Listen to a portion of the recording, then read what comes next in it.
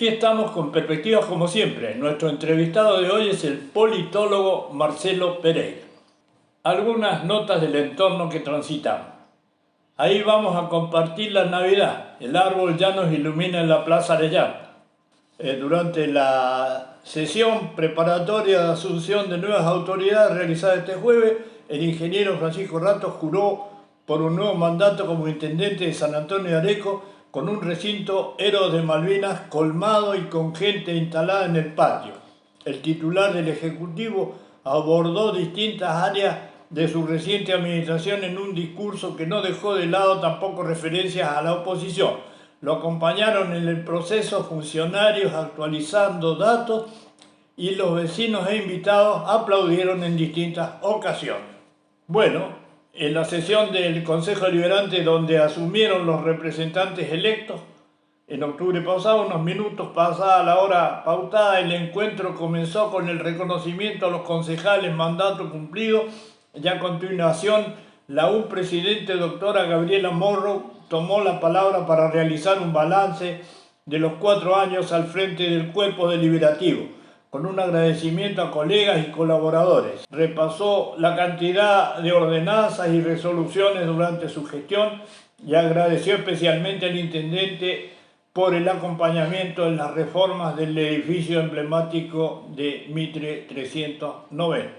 Morrow destacó también el rol de la oposición, destacó cómo se trabajó y por último convocó a la concejal Bracci para tomar juramento de inmediato, dejarle su posición como presidente provisorio. En ese rol, Bracci llamó a cada uno de los concejales electos para comenzar la ceremonia en este orden: Miguel Amadeo, Juntos por el Cambio; Yamil Barañú, Juntos por el Cambio; María Marta Barrera, Unión por Areco; Marcelo Basculegui, Juntos por el Cambio; Juan Ignacio Bruno, Juntos por el Cambio; Franco Chafardini, Unión por Areco; Adrián Di Carlo, Unión por Areco; Florencia Mendizábal, Unión por Areco; Camila Monserrat, Unión por Areco; Griselda Sandoval, Juntos por el Cambio; y María Soledad Subiela, Juntos por el Cambio. A continuación, los flamantes concejales ocuparon sus bancas y se procedió a la designación de las nuevas autoridades con las propuestas por parte de Nela Pasaglia para que el rol de presidente lo ejerza Mariana Caracoches. Luego del anuncio de abstención por parte de la bancada opositora, por mayoría se designó como titular del Consejo para los próximos 4 años a la concejal UCR.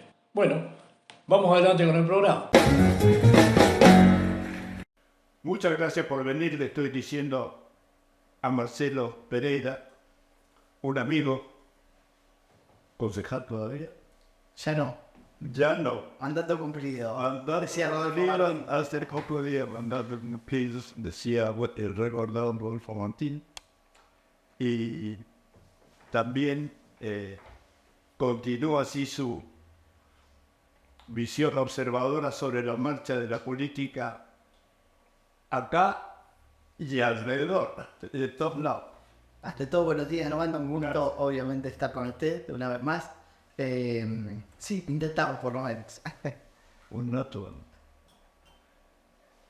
Marcelo, vos sos abogado. Licenciado en Ciencia Política. Claro, confundí. No pasa nada. Es parecido.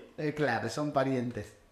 Bueno, fue muy concurrido en lo que se llamó la conferencia sobre la bisagra entre el primer y el segundo tiempo de los 40 años de democracia, ubicando en el tiempo de elecciones de 1999 la UCR en la Alianza para el Trabajo, la Justicia y la Educación, con Eduardo el Vasco Jordán, primer concejal en el 2001 y 2002.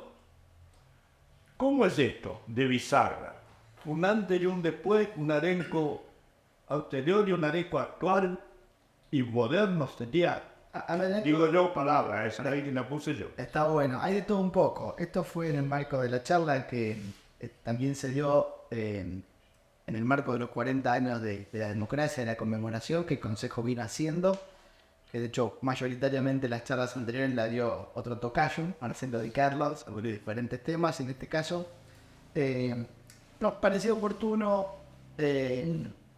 abordar este periodo que ya tiene, digamos, una buena distancia en el tiempo, más allá de ser todavía historia reciente. Tenemos obviamente 20 años al inicio del 2003 y un poquito más el 2002 cuando Jordán asume la intendencia. La bisagra tiene que ver con... 2002-2007. Claro, o sea, él asume completando el periodo del doctor Cames hasta el 2003 y en el 2003 es reelecto y ahí cumple hasta el 2007. Entonces, en ese marco era justamente la situación de bisagra, porque el 2003 es la bisagra, o sea, se cumplen los primeros 20 años y él estuvo de los dos lados, un poquito más de estos últimos 20, pero claramente cerró el primer periodo de 20 años. El título es un poco una metáfora, incluso futbolera, que también, como decíamos en la charla, estamos en el aniversario del campeonato mundial del año pasado en Qatar y coincidiendo en diciembre, y nos parecía atractivo generar esta situación del primer y segundo tiempo y la bisagra, justamente porque hay una conexión, porque obviamente es un continuo, pero hay un quiebre en algunas cuestiones. La conexión sin duda tiene que ver con que hay cosas que el Estado sigue haciendo, gobierne quien gobierne en alguna medida. Otras que cada gobierno le da impulso de diferente grado en función de su visión, de sus posibilidades. Y voy a poner un ejemplo. El sistema educativo que claramente consolida a Domínguez en la primera parte de la democracia, de la recuperación de la democracia, que sigue hasta acá y se sigue acrecentando. Jordán lo sostuvo con la misma fortaleza que el resto, pero quiero decir, incluso había menos recursos que hoy o que estos últimos años. Y no se dudó, también lo hicieron los previos, ¿no? Pero digo, ahí claramente había una continuidad. Pero empiezan a suceder algunas cosas que capitalizan algunos logros de la primera parte y los proyectan hacia acá. Uno de ellos es algo que a usted lo apasionado y lo ha tenido como protagonista dentro de la prensa también, de su actividad periodística, que tiene que ver el turismo. El turismo, a partir de, si bien había algunas acciones previas muy fuertes e interesantes, claramente desde Jordán para acá se aceleró el ritmo de aprovechamiento, si se quiere, de desarrollo. Entonces, por un lado, se empezó a aprovechar mejor la infraestructura previa, por así decirlo. Se consolidaron algunas inversiones privadas que vieron claramente otra dinámica en la plaza. De hecho, se genera el segundo Congreso del Turismo, que no es menos importante que el primero en absoluto, que fue en el año 94, y que marca también, lo consideramos un hito realmente el Congreso del 94, porque desarrolla algunas líneas de acción y moviliza actores fundamentalmente. Usted se acordará de la famosa mesa número 1 de turismo, que siguió trabajando por mucho tiempo, haciendo propuestas, consolidó la granita allí en la entrada, se acuerda del Boulevard, frente a la Action, y uno de los protagonistas o de las caras visibles, un vecino suyo, Jorge Anasoro, que era una de las personas que trabajó mucho en la publicidad y en toda esa... El intendente era, en ese momento, Era Campodónico. lo terminó Juan José Alonso. El Congreso, en realidad, por encargo de Campodónico, en su licencia se lo pide a Juanjo, y Juanjo, como intendente interino, es quien desarrolla la propuesta y lo lleva adelante. Sí, Ese fue, bueno, el primer congreso. claro, exacto. Y este que Y Jordán hace, con Patricio Santos Ortega, el segundo en el 2004, donde ya, digamos, se avanza un poquito más. Patricio Santos Ortega había trabajado en cultura. Patricio, ahí en ese momento en turismo, él estuvo, se acuerda, del casco histórico primero en ese programa, había estado en el Museo de Xuxina, en realidad de sus orígenes, y ahí Jordán en su segundo mando, ¿En el museo? la Xuxina, Sí. que también ha hecho una movida muy fuerte junto al recordado Guillermo Díaz, que era el director. Sí. Y después acá, Jordán, a partir del 2003, lo confirma a Patricio como director de turismo, que realmente es una gestión muy movida, con mucho trabajo, mucha dinámica. También se empieza a trabajar muchísimo, obviamente cambia el contexto del país. se empieza a trabajar mucho en ferias, a tener mucha dinámica, mucha interacción, mucha producción de material gráfico, mucha folletería a papel en esa época todavía. Hoy ya vamos a lo digital, pero en aquel momento había que hacer muchas alianzas con diferentes organizaciones, con reparticiones públicas para lograr folletería. De hecho, revisaba el archivo y veía obviamente un montón de material que se empieza a olvidar, ¿no? Y bueno, entonces ese es un punto de bisagra. Otro claramente de bisagra tiene que ver con el COT, el Código de Ordenamiento Territorial, norma trascendental para el municipio, que de hecho ambos temas se han consolidado como políticas de Estado. Todas las gestiones que vinieron para acá, o sea, cada una con sus matices, pero cada una trabajó en estos temas. El COT, que costó mucho en sancionar, se acuerda de la primera ordenanza, llegó recién a ponerse en marcha en 2014, pero también enlaza toda la previa que habían arrancado actores anteriores, de gestiones anteriores, con la famosa ordenanza preventiva, con la idea de generar una norma superadora del plan regulador, pero es ahí donde se encarga el trabajo, se genera el concurso primero, la Universidad de La Plata es la que obtiene la concesión, digamos, para hacerlo, la contratación, y se acuerda que hubo muchísimas audiencias públicas, muy participativas, con mucho debate incluso hasta, en alguna medida, con mucha convicción de diferentes actores, y también usted recordará, porque lo estuvo cubriendo, las entrevistas en el centro de jubilados, como un lugar de la comunidad, como un lugar fuera de un espacio gubernamental, en donde mayoritariamente las instituciones, todas las representaciones políticas de aquel momento, aún sin tener representación en el Consejo Deliberante, fueron convocadas y escuchadas para poder generar esa norma. Y repito, hoy no se discute matices, pero no se discute en COT, se ha trabajado, se ha reformulado, y de hecho hay que seguir haciéndolo, y eso arrancó también ahí. Hoy coincide también que tenemos Código de ordenamiento territorial. Claro. Hoy tenemos la autopista que está pasando por afuera. También usted se acordará el debate que hubo en su momento cuando ibas a obtener la misma traza, se evaluaba el impacto que iba a tener. Se hablaba, recuerdo, del ingreso por calle Irigoyen, que iba a ser bastante restringido, iba a tener complicaciones de tránsito y de un montón de cosas. O sea, el impacto urbanístico era fuerte. Y de hecho, hoy tenemos Avenida Smith para nosotros, digamos, y lo que la ex Ruta 8, que después veremos cómo se terminará definiendo, pero también con un mayor tránsito y con una variante por afuera. Todo eso se consolidó en ese marco con un trabajo en la universidad. De hecho, Hablando de un pueblo con 30.000, 40.000 ya habitantes. no, 28.000 y pico desde el último censo. 30.000, Vamos sí. a la 30, sí. Sí, entonces, Para su cantidad de población, Areco se distinguía, pero el Areco con imagen gaucha de Ricardo Guiral de empuje fue una base de impacto nacional. Por eso digo, para un pueblo con la cantidad de habitantes que tenía, y al que se llegaba desde la ruta 7 por la 41, pero con problemas de alguna forma, ¿no? Y una cierta cercanía con la capital, 114 kilómetros, una cosa así. Es notable lo que Areco, por eso creo le prestaste vos la atención. Fue un punto ahí, antes y después, un antes y después de Informat y su... algo que dijimos en la charla, porque de hecho, Jordán no me lo perdonaría si no aclaro esto. No, en realidad, no es que Jordán inventó la pólvora, ni el inventor del pueblo, ni el fundador. ¿Sí? O sea, en realidad tomamos, o la interpretación, bueno, o básicamente yo me tomé el atrevimiento de identificar esa cuestión. Y Eduardo Jordán del Banco es por naturaleza prudente, Totalmente. prudente y sensible, de manera que uno adoptaría una actitud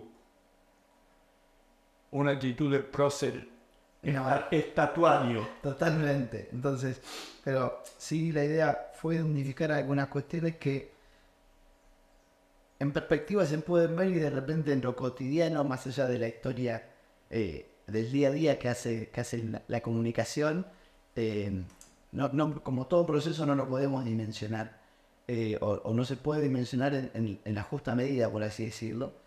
Entonces lo que se advirtió, sí, algunas líneas que empezaron a cambiar. O sea, un municipio que básicamente en el imaginario social queda la normalización económica, digamos, que hizo Jordán y Funcional, con Miganego fundamentalmente en la primera etapa, y eso es lo que quedó en la retina más grabada, y justamente acá la idea era poder desentrañar aquellas otras cuestiones que fueron ejes de desarrollo en la gestión y que realmente marcaron algún aporte. Cada gestión no existe que haga todo bien ni todo mal. Hay matices, hay cuestiones que de repente también en lo coyuntural se analizan, pero insisto, cada uno aporta, es casi imposible que exista algo así tan literal, todo bien o todo mal. Alguna cosita siempre se rescata, y aún aquellas gestiones que parecen más brillantes también tienen alguna cosita que no fue tan buena, porque las energías son las mismas, o hay una cantidad que se disparan en todos los temas que obviamente impactan de una manera diferente en uno más que otro, en función de la demanda de la sociedad, de la percepción, de los recursos. Es una mezcla compleja, una receta que hay que amasar y que hay que generar. Y en este caso, Jordán disparó algunos lineamientos que han servido como combustible en alguna medida para lo que venimos transitando y que estamos cerrando ahora estos 20 años, digamos, por eso decimos el segundo tiempo de esta vuelta a la democracia. Tito Domínguez, gran figura. Estamos hablando de radicalismo, el Vasco, ¿no? Pero por otro lado, los peronistas han hecho lo suyo y el Vasco Furlan logró imponerse en la votación. Sí, obviamente el 2003 significó otra historia, no solo porque se empezaba a normalizar prácticamente el funcionamiento del municipio, sino que también adquiere la legitimidad de las urnas, ¿no? Lo otro fue un interinato que le tocó, o sea, no un interinato, hubo un mandato, algo así como 14 meses de gestión, pero que no es lo mismo claramente iniciar un periodo legitimado y con una proyección de 4 años. O sea, claramente eso es una historia distinta. Ahí obviamente incluimos a Horacio y de hecho Horacio era justicialista. Y Jordán, más allá que Horacio fue convocado por José en la previa, en unos meses previos, Jordán lo ratifica. De hecho también se acuerda, estaba Emilio Camarota, que obviamente era indisoluble a Horacio. Básicamente era una posición lo que podríamos denominar hoy antigrieta, ¿sí? Más allá de que la grieta surgió después o se exacerbó después, en ese momento esa composición de ese gabinete realmente marcaba otra impronta y marcaba otros intereses, ¿no? Y la historia del momento demandaba también otros gestos y creo que cada uno de los actores que nombré estuvieron en la altura de esa circunstancia. Entonces 2003 arranca otra historia que desde la conducción de gobierno obviamente en alguna medida se ve sacudida claramente, y en lo emocional el propio Vasco con la partida repentina de Horacio el 29 de enero del 2004. Aún así, bueno, y esa circunstancia tremenda. Y bueno, volvemos a lo mismo. Ahí otro hito de Jordán fue que, obligado por las circunstancias, en alguna medida podemos decir, se acuerda del pasaje de empleados a planta permanente. Había muchos empleados contratados. De hecho, eso se hizo también en el marco de un acuerdo con los sindicatos. Se generó un abordaje también con la construcción de un nuevo escalafón que de hecho el escalafón vigente era del año 92 y era un escalafón que estaba disociado de la ley vigente en aquel momento. O sea, todo un trabajo que durante la convertibilidad podemos decir que había quedado algunas cosas medias congeladas. Entre ellos se acuerdan los salarios, algunas negociaciones. Es como que obviamente eso durante mucho tiempo, al menos 91, 92, hasta 2003 podemos decir que no se había tocado nada. Entonces el cambio a nivel nacional, salir de la convertibilidad, el cambio de un marco de referencia también empezó a generar otra dinámica. Y también le tocó cubrir, se empezaron a hacer los primeros acuerdos paritarios para las reducciones salariales, la homologación del Ministerio de Trabajo. Bueno, todo eso arrancó ahí. Después se siguió y se consolidó, incluso con el acuerdo paritario formal que está homologado por el Consejo Deliberante, pero claramente ese fue un momento en que hubo que empezar a dar esos primeros pasos y a consolidar esa dirección. Entonces también lo rescatamos en ese marco.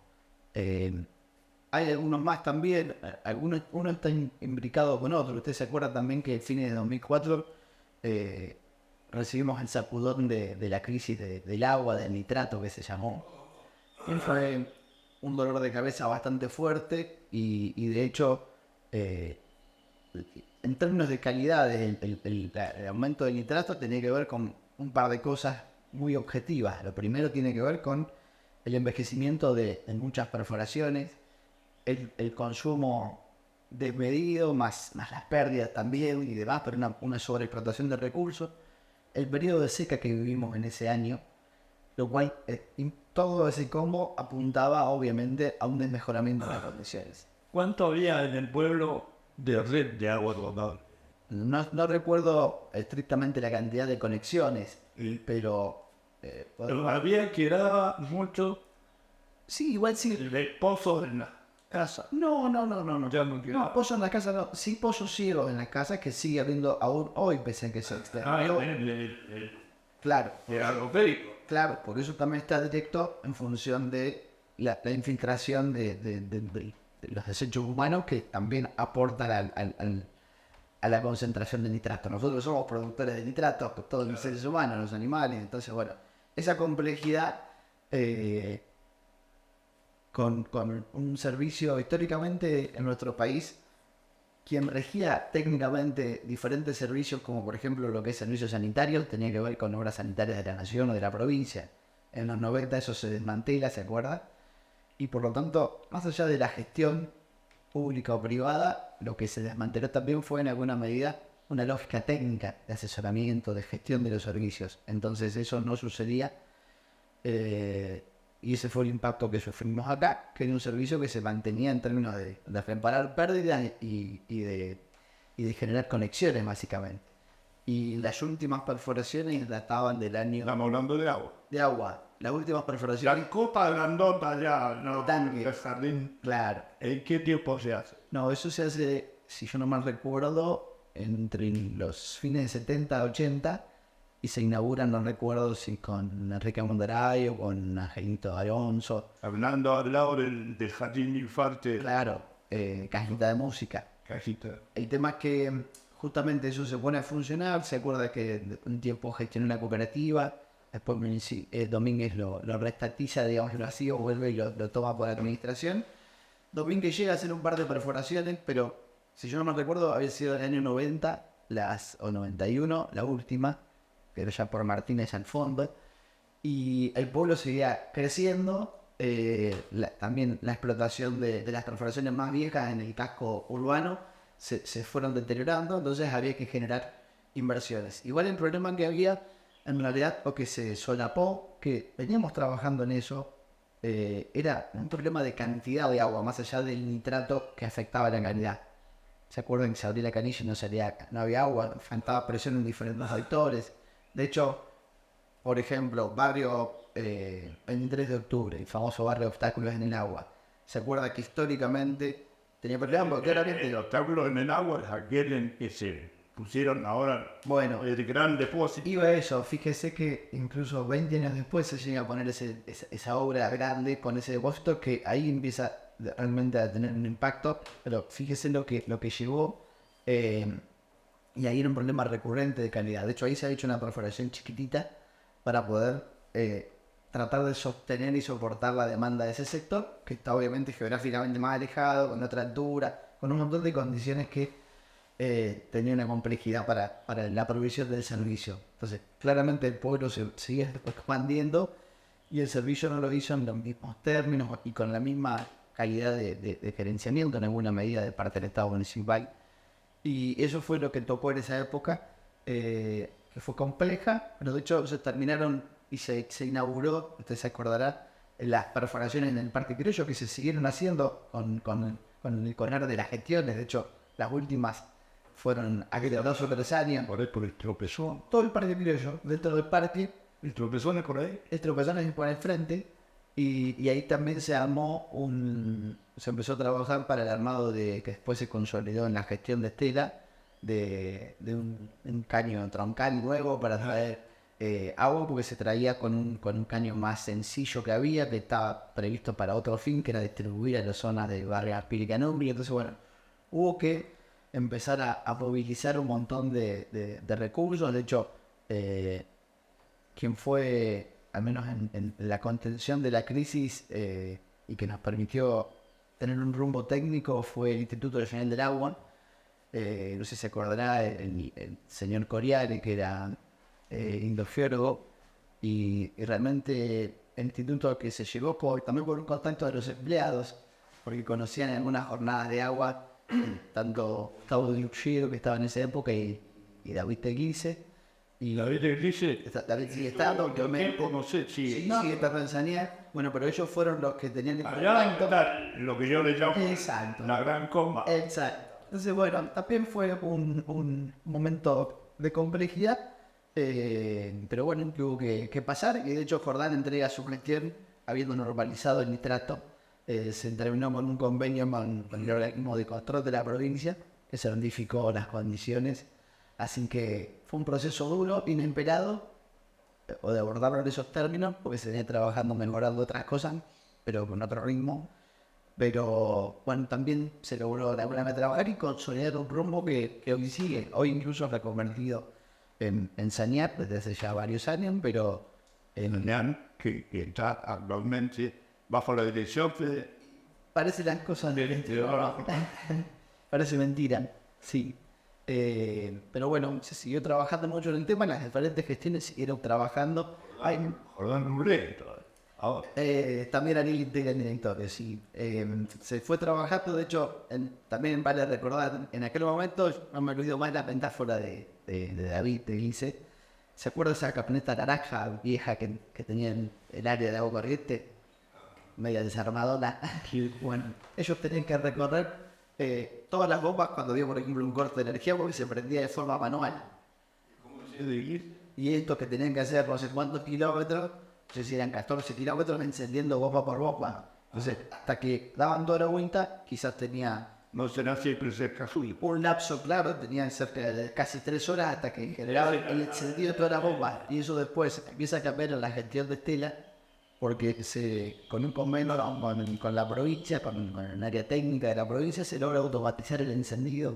Desde esa época se enciernen desde ahí, del tanque de la copa, usted dice, y hay un sistema que permite comandar a distancia. Entonces eso también, fíjese, el salto tecnológico, se ganó calidad, se dejaron las bases en alguna medida en aquella gestión, pero después todas las que vinieron siguieron trabajando en el tema. Me quedé parado pensando en sanear. Muchísimo trabajo sanear el arreglo también de... Sí, Sanear obviamente es para acá, ¿no es cierto? No es en aquella época. Sanear, en realidad, creo que algo o sea, hizo cosas muy interesantes este último tiempo. Creo que algo de lo más significativo fue justamente el recambio de parte de la red del sector más viejo.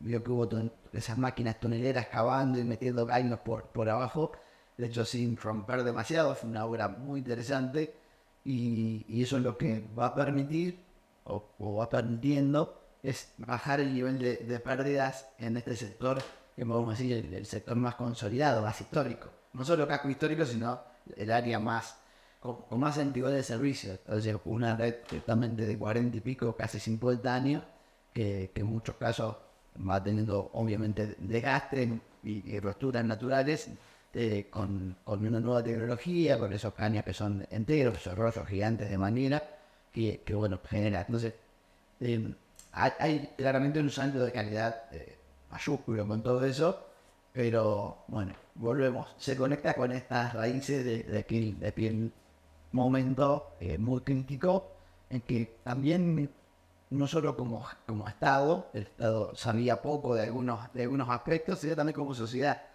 Ni siquiera de hecho teníamos conciencia de algunas prácticas que en alguna medida estaban vinculados con el deterioro del servicio, ¿no? ¿Quién propuso esto de ponerle bisagra? ¿Vos?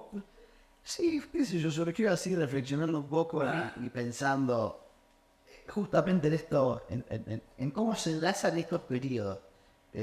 Básicamente de Caín, porque justo coincidía, repito, que terminó los primeros 20 años y después arrancó los próximos.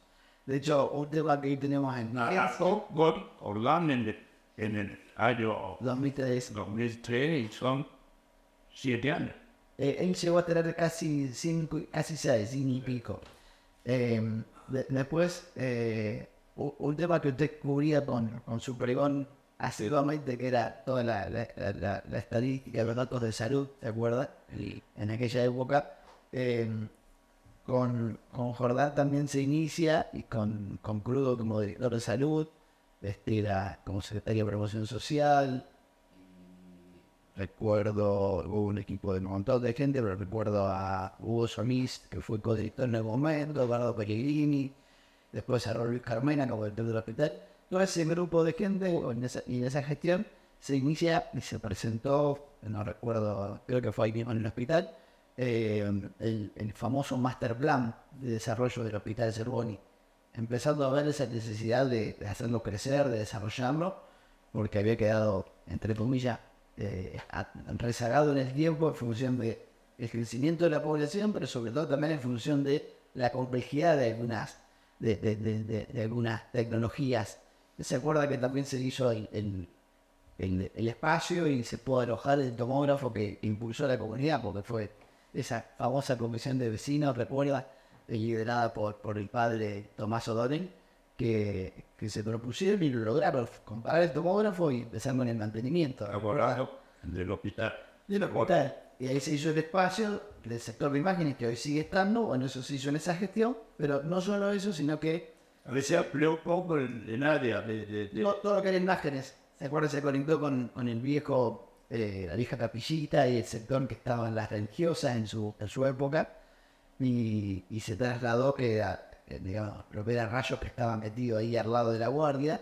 Se le da una independencia a todo lo que es diagnóstico por imagen. El radio fue ahora al fondo. Claro, se incorpora el tomógrafo, porque había que hacer espacio, y se plantea el master plan, que parte de eso es lo que hoy se está desarrollando. Le cayó una época de urgencia, de cambio al vasco. Le cayó una época a él, o él tuvo mucho que ver con que tuvo visión de cambiar. Yo creo que hubo un poco y un poco. Porque, por ejemplo, el río problema de inundación, que lo tuvimos en tiempo de Lera, ¿qué inquietud le generó y qué hizo? Bueno, con el tema de inundación está bueno, toca otro tema de los tópicos. En realidad con inundación, usted se acuerda que hubo primero un ciclo húmedo, ahora yo el niño y la niña, un ciclo muy llovedor hasta el año 2000, casi 2002, 2001, 2000, 2001, 99. Toda esa época fue una época, 2000, 2001 básicamente, de mucha lluvia, que se acuerda que estaba el río a tope siempre. Y De ahí se salía. pero estaba siempre lleno. Los días que no había inundaciones, el río estaba lleno. Sí. Siempre lleno, siempre lleno. Y era justamente parte de un ciclo húmedo. Ahí arranca toda una movida, hubo reuniones en el Consejo Deliberante, y ahí, de hecho, ahí se genera el primer contacto con el INA que yo mencioné hoy, el Instituto Nacional de Agua, que era con el área de hidrogeología. INA. Ahí se arranca trabajando con una doctora que no me voy a acordar en el apellido, que era del área de hidrogeología o de hidrometeorología, y se empieza a trabajar para consolidar algunas acciones que pudieran mitigar esto. Se empieza a pensar en lo que después se consolida mucho más tarde, el sistema de alerta temprana. Varias cositas, de hecho, se hicieron. ¿Dónde surgió un plan que hubo? Eso fue después, en el 2011, post inundación 2009. Lo que pasa es que, para ser honesto, el tema del río es una problemática que ya venía, y el primero que la toma, podemos decir de una manera contundente, fue Domínguez. ¿Se acordará la maquinita azul de hidráulica dragando el río, el tramo urbano? Cuando recién asumió, que lo hizo con un empleado municipal, con el señor Martínez, que fue una movida fuerte. De ahí también recuerdo a los vecinos de los barrios que empezaron a movilizarse, y por la sociedad de fomento, un poco también promovido por Domínguez, más algunas cuestiones más autónomas, y recuerdo un montón de reglamentos y situaciones que en la provincia no lograron modificar o movilizar otro tipo de recursos para poder estudiar y hacer obras. Nada. Yo recuerdo, ahí lo conocí a nuestro hoy destacadísimo Luis García, porque Luis vivía en aquella zona, y lo conocí en alguna reunión junto a Carlito Arinzamón, Jorge Sánchez. De hecho, me ha mostrado fotos aéreas. Tenían mucho trabajo que habían hecho, estoy hablando de los 90, ¿no? Mucho previo a acordar. Ese momento crítico de 2001, en mucha agua, se movilizaron diferentes acciones. De hecho, no pudimos poner todo en la presentación, pero se generaron muchos convenios que hoy incluso siguen. Por ejemplo, con la CONADE, la Comisión de Actividades Aeroespaciales, para tener imágenes satelitales, bueno, un montón de cosas. Y se logra un convenio que fue allá por el 2006 con Hidráulica de la provincia, con el Instituto de Pergamino, para hacer, básicamente eran 3 estudios. Pero el primero era la cuenca todo lo que es Zafote frigorífico, digamos. El segundo era el tramo urbano del Río Areco. Y el tercero era una zona rural por Cuartel Sexto, que estaba en ese momento, seguía llena de agua. Había pasado el ciclo seco y estaba lleno de agua, alguna zona de camino. El tema es que Hidráulica no tenía capacidad de hacer todo a la vez. Entonces arranca por uno, que fue Cuenca Este.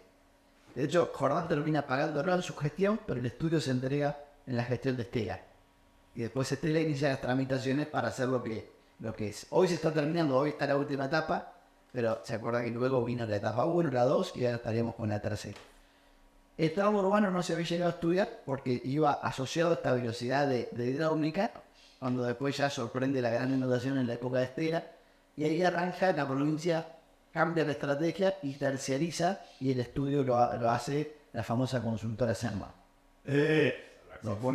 Entonces, pero bueno, Que todavía quedan puntos del plan de la constructora Selma que completar. Sí, totalmente. Una parte está en ejecución, que después ese estudio fue reformulado o modificado parcialmente por Hidráulica de la provincia hace un par de años, en donde ahora la ruta 41 es ensanche, ese puente que se está haciendo nuevo, más allá del doble urbano, está asociado justamente a evacuar el agua más rápido del río. Claro, el ensanche de llano de inundación, que creo que El valle. el valle de inundación, dije el llano. Sí. Ha ido avanzando, es decir, se ha avanzado hacia los costados para impedir o para lograr que el agua se tienda hacia el sector campo y no hacia, si quiero, rebalsar hacia el pueblo. Claro, en realidad se está trabajando todavía. Hoy está la obra de la segunda calzada de Ruta 41. Se está generando las bases del nuevo puente, y lo que va a tener el nuevo puente es que se va a duplicar el cauce. Entonces, pero volvemos a repetir esto. Después obviamente hubo un montón de desarrollo, y obviamente se nos prestó más atención como distrito a partir de la tremenda inundación del 2009, claramente. Los vinos por un lado vienen. Realmente ahí se movilizó la provincia de Buenos Aires, vamos a ser sinceros. Ahí hubo un quiebre que hasta previo a eso no se lograba generar porque ya terrenito. Los convenios, de hecho, el estudio Selman en el municipio, que yo sepa, no pagó un peso. Y fue un estudio mucho más complejo. estos estudios más chiquitos con hidráulica como Cuenca Este, hubo que pagarlo. Aún pagándolos, tenían una demora técnica porque no hay capacidad técnica. De hecho, hay un estudio que queda pendiente. Que este sería San Juan del Frigorífico. Hoy queda, usted hablaba de que quedan cosas pendientes de Servan, y es verdad, pero el estudio de Servan es un estudio de lo que se llama de prefactibilidad. Es un estudio genérico que toma diferentes aspectos que algunos se enlazan con otras acciones, pero hay de cómo era factible hacer determinada cosa. esa una hipótesis de trabajo en función de los datos que se reúnen. Y las posibilidades de acción. Sí, exacto. De hecho, da en alguna medida opciones. Incluso la autopista o parte de la autopista también tiene algunas cuestiones de impacto. Por ejemplo, en la contención del agua que viene todo por hasta el quinto y sexto del camión chorizo para este lado, por ejemplo, que tiene una pendiente. Si no va, el camión chorizo va subiendo para aquel lado. Y ese agua que viene, si se conduce más rápidamente al río sin entrar al pueblo, obviamente nos beneficia porque va saliendo, digamos, al río abajo, al eco abajo, por así decirlo. ¿Cuándo influyó, de una pregunta con cierto contenido político, cuándo influyó la personalidad del bar, la manera de ser de todo? A ver, qué pregunta. No creo que quiera postularse para entenderte. ¿Quién sabe? Todavía está en estado. Yo creo que Jordán tuvo esa posibilidad, ¿no? Este dijo de ser una persona prudente, de que podía dialogar con todo el mundo. De hecho, tenía gobiernos nacional y provinciales con otro signo político y tenía el mejor diálogo. Tenía un diálogo de trabajo, literalmente, y también he visto de algún afecto personal con algunos funcionarios que me fue logrando. Y eso sin duda permitía otra dinámica. Generó otras cuestiones también, creo que en función de su personalidad. Si me acuerdo temas, Bueno, son menos, pero no nos alcanzaría en programa. antes que se me escape el tema del arreglo por los propietarios de campo para hacer una represa, por fin, tener una represa como las grandes urbes tienen. Eso es más que arreglo con los campos, por eso va por otro lado de lo que iba gigante. Bueno, habría que apropiar. No, tampoco. No. En realidad, ese tema de la empresa es un tema obviamente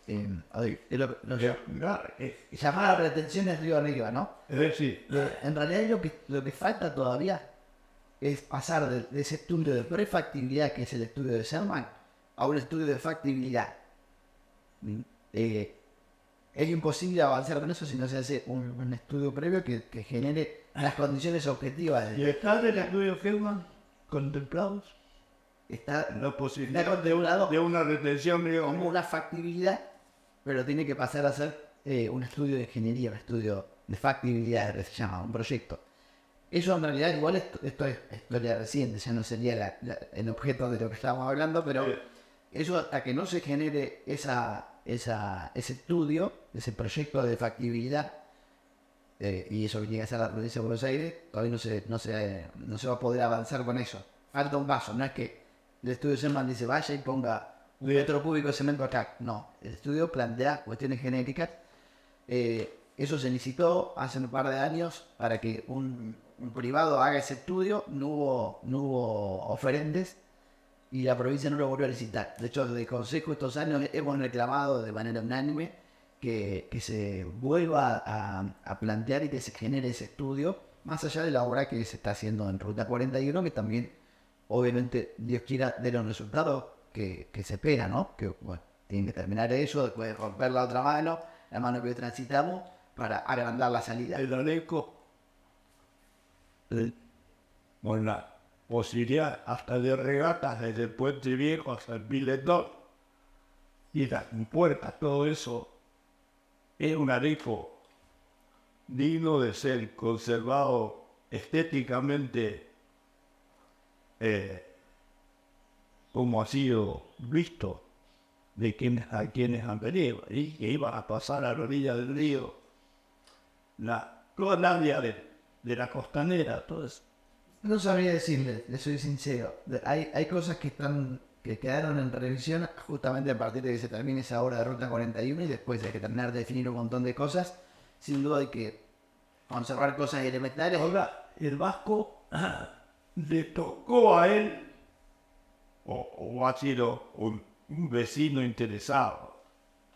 Me parece, sí. Obviamente, sin duda, o sea, hay cosas que creo que se confluyen las dos cosas, repito. Fue un clima de época, había muchos actores que también movilizaban cosas.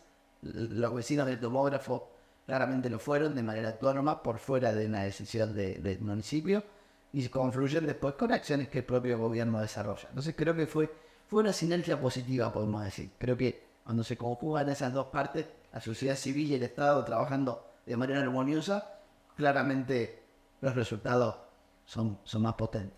Cultura y turismo son áreas siempre sobreexigidas porque se nos vienen montones de turistas. Nada. Sí, bueno, también ahí lo que arrancó fue algo que después, Tiene que ver con seguridad, muchísimas cosas. obvio, podemos decir que algo que no paró fue justamente que exista una agenda cultural permanente. Incluso se fue perfeccionando, por supuesto, pero también en esa gestión arranca esa movida con José Yazú, con Patricio Santa Ortega, luego Cecilia Smith del museo, o sea, era como ese trípode, por así decirlo, que se encargaba de esta movida y que empezó a darle contenido. Entonces, la infraestructura en alguna medida que teníamos empezó a tener un contenido, lo cual obviamente beneficia, obviamente el esparcimiento del vecino, pero también la recepción del turista. Bueno, ya íbamos rumbo con el nuevo presidente de la nación y con los distintos estamentos, nación, provincia, municipio, en su nueva reconfiguración va a ir a la búsqueda de conservar lo que le conviene y agregar lo que le falta. Sin duda, ese juego es permanente, podemos decir, es un desafío constante en un escenario que sigue siendo de globalización. Está este juego de cosas que vienen y no se pueden cambiar, las comunicaciones, la tecnología, pero también aquellas otras que hacen a la cultura, a la identidad, a las raíces, a la manera de ser de un pueblo. Lo que no cambia es el atractivo que ejerce, bueno, también el libro Segundo Sombra fue un comienzo. No, en una campaña, si vos querés, publicitaria, no buscada no creo que Huirales haya especulado con Los Segundos Sombra va a impactar su imagen tanto como ha impactado. No, seguro, eso fue un regalo de don Ricardo, claramente, que estoy convencido también como usted, que eso obviamente no fue pensado en esos términos, pero eso generó con acciones de muchos otros vecinos que fueron también En Comodoro Miranda, obviamente, por eso muchísimo, el Comodoro fue otro, claramente otro exponente, y hoy también hay otras perspectivas, también tiene que ver cuestiones con el entorno más natural, con el espacio verde, con otras cuestiones que también el turista busca, y con la propuesta gastronómica, con Bueno, una qué sé peña, yo, cuando uno una ve- peña, un bailecito, ese tipo de cosas. Cuando vemos en la fiesta de la tradición los gauchos junto a los granaderos, estos símbolos dando vueltas por muchos lugares del pueblo, verlos parar y poder tomar una foto en el boliche de zona Claramente. al lado del almacén de ramos generales y eso, y varios otros lugares. Sin duda, sin duda. Realmente sí, por eso.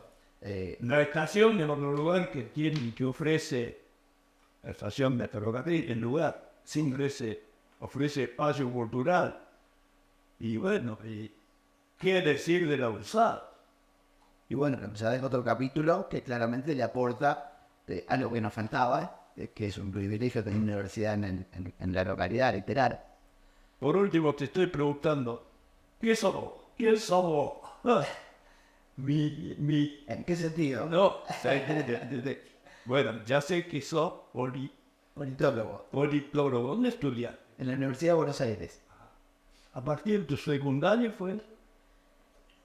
Sí, tuve una pausa de 2 años fue a partir en realidad de estar en política. Un muchacho que nos hicimos amigos que llegó a Areco me orientó y bueno, en la UBA, ciencias sociales. Y me tardó un poquito más porque no la hice en los casos normales. Son 5 años normalmente, pero bueno, Sí, coño. yo yo tardé en realidad 8 y medio. La política. ¿Qué mundo? No, el mundo donde hemos visto en la Onsada precisamente una serie de charlas sobre las relaciones diplomáticas de la Argentina con el mundo y donde se entremezcla lo político como fuerza pura en estudio con su origen más profundo, que es lo económico, por cuanto un país como este, y ya le dejo el cierre, un país como este no puede ser que no aproveche mejor su posibilidad de proveer de petróleo, de litio. Y toda la inmensa, ahora me decía alguno del campo que el trigo está vendiendo un montón en este momento. Ese es el arreglo en que vivimos. Sí, Buen también cierto en eso, lo que pasa que también el país, o los ciudadanos que integramos el país también, en todos los sentidos creo que tenemos que necesitamos coordinar esfuerzos, tomar decisiones estratégicas y algunos presupuestos mínimos. Después podemos discutir el resto, pero tenemos que establecer algunos presupuestos mínimos porque hay también un cambio de época muy fuerte. Todos esos recursos, si no se ponen en valor, también duran de una manera muy efímera y no permiten en alguna medida nuestro desarrollo. Hablando de política, o no, con un límite que no tuvo la historia hasta después del proyecto Oppenheimer, estoy hablando de la bomba atómica, no se puede usar más. Entonces, sí o sí, los dirigentes del mundo tienen que encontrar la manera, así se llamaba la serie de charlas de la USAR, encontrar la manera de resolver los conflictos sin violencia. Seguro, claro. Un lujo tener Lo mismo, Armando. ¿no? Un tremendo trabajo.